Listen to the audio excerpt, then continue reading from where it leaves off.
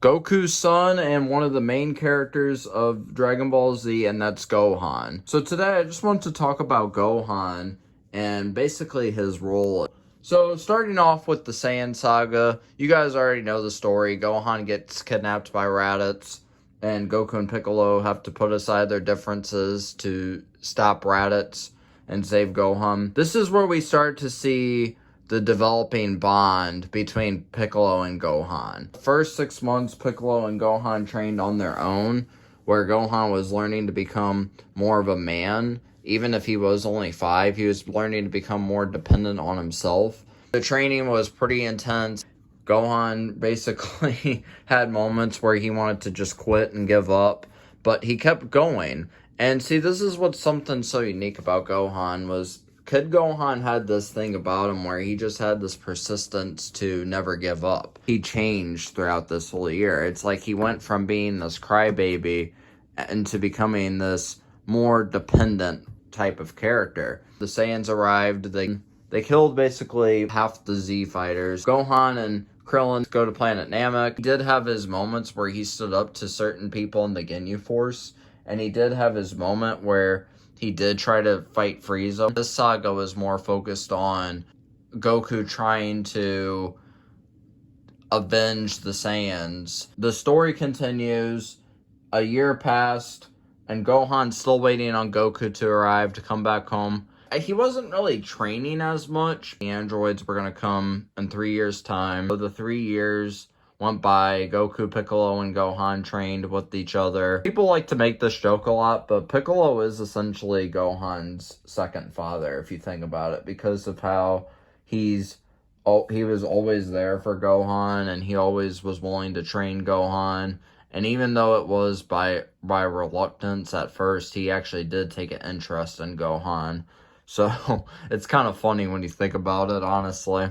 So the 3 years go by. Gohan, throughout the most of the saga, he didn't really do much. He did try to help Trunks when they were trying to find Cell. He did help with those types of things, but he wasn't doing anything. Like, he never fought the androids. It was until the hyperbolic time chamber where obviously Goku and Gohan had their full year to train in the hyperbolic time chamber to fight Cell. They were trying to find a way to ascend past Super Saiyan. So Gohan became Super Saiyan. Training ends. They go outside the hyperbolic time chamber. Goku was acting very calm throughout this whole entire situation. Then Gohan and all the other Z fighters, they're confused because it was just kind of like, well, what's there to be so nonchalant about? And see, this is what's so interesting was everybody had their hope on Goku because everybody thought, oh, well, Goku's going to be the one to stop Cell. There's 10 days until they can fight Cell because Cell's going to be holding the tournament. The day of the tournament comes, Goku and the rest of the Z fighters, they're getting ready to fight Cell. It would have been cool if we saw Piccolo fight Cell, and then it would have been cool if we saw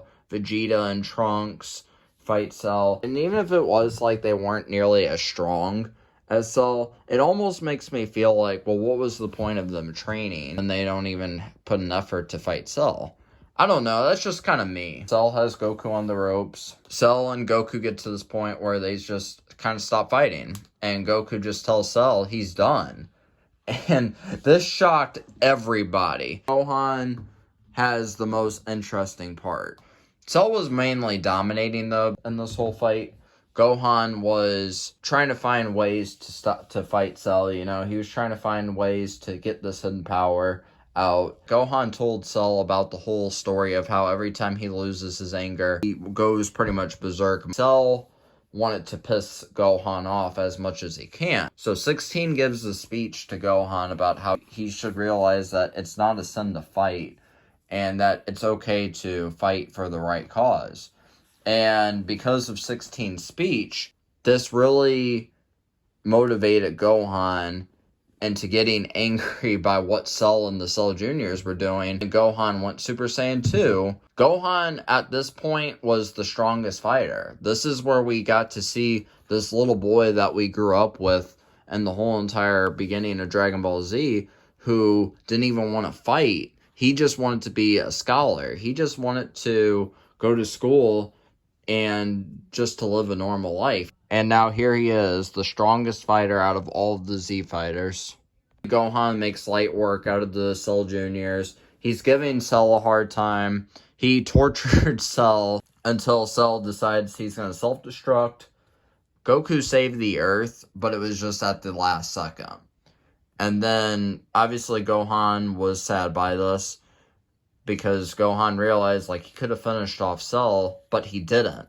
As the rest of the Z Fighters are going home with Gohan, Cell came out of nowhere.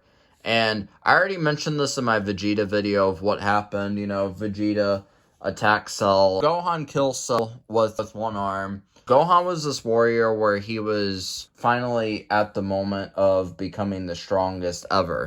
This was Gohan's story of becoming a great fighter. And it's almost like the way the Cell Saga was with Gohan.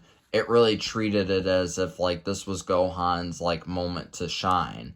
And it finally happened where Gohan had his moment. He became a Super Saiyan 2, but he also killed one of the main villains of the Dragon Ball Z series, and that was Cell. Some people think that the Cell Saga should have been the last saga of Dragon Ball Z.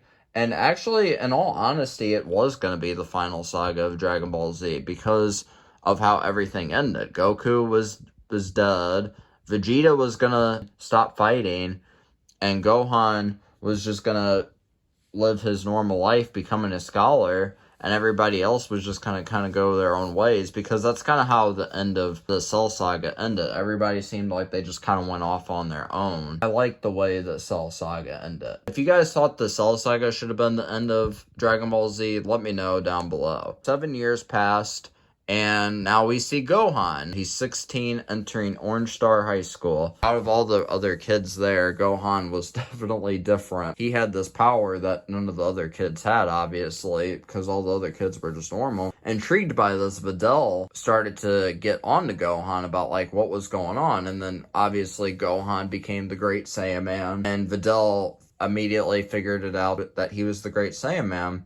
So she blackmailed Gohan into entering the World Tournament. Gohan only did it because she promised that if he would go in the World Tournament, that she would keep his secret hidden. The whole World Tournament happened. Gohan wasn't as strong as he used to be during the saga. You see, during this saga, Gohan fell really hard. He stopped training. Even Vegeta told Gohan that during these times of peace, you can't stop training. You should continue it. That's just kind of what happened throughout the whole entire Buu saga. He kind of just lost his power, you know? Like, during the whole World Tournament saga, he was okay, but, like, he wasn't nearly as strong as he was when he fought Cell.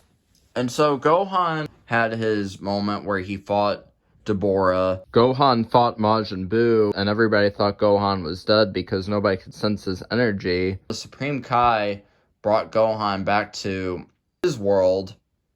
Gohan basically was just going to have another moment where they were going to try to make Gohan strong enough to stop Majin Buu. He was able to get the Z-Sword, and then he was training with the Z-Sword, but he accidentally broke the Z-Sword. And then that's how you guys already know the Elder Kai came into play. Elder Kai had this power where he could unlock the hidden power that was hidden inside of an individual. And that's what he was going to do to Gohan. So he unlocks his hidden power. Gohan's getting ready to go and fight Super Buu. Oh, wow.